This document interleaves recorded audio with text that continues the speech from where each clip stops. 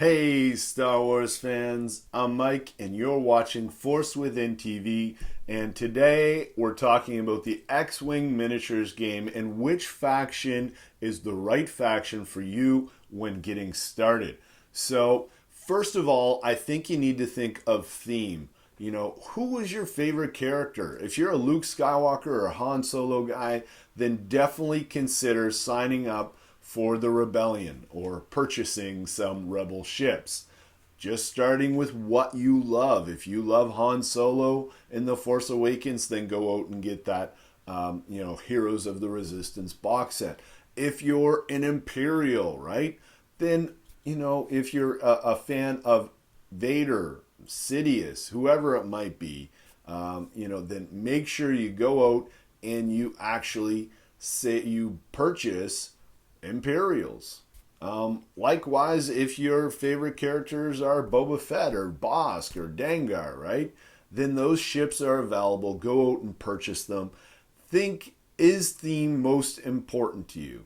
Some of us start with theme and then we actually want to become more competitive, but a lot of those choices I just mentioned, they are very competitive choices, whether that be Vader, Han Solo, not so much Luke Skywalker, unfortunately, but you can fit him in as a crew card on Han Solo's Millennium Falcon.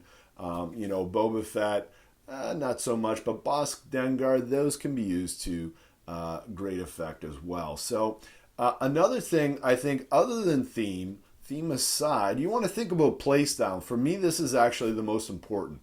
If you are, you're somebody that doesn't matter what type of game you are, you're just sort of straight up the middle, you want to get into the action, you want to shoot it up, then definitely the Rebels and Scum excel at that sort of thing. It doesn't mean that the Imperials don't have ships that can do it. It just means that the Rebels are quite good at it, effective at it, and so is Scum. Maybe a little more straightforward. And if you're into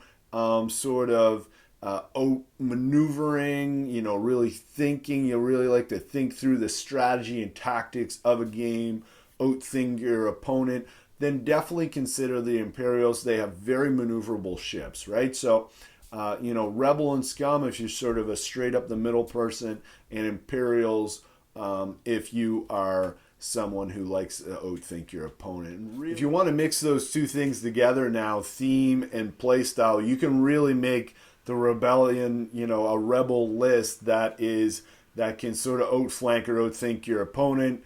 The bounty hunters, to the same effect, absolutely. Imperials.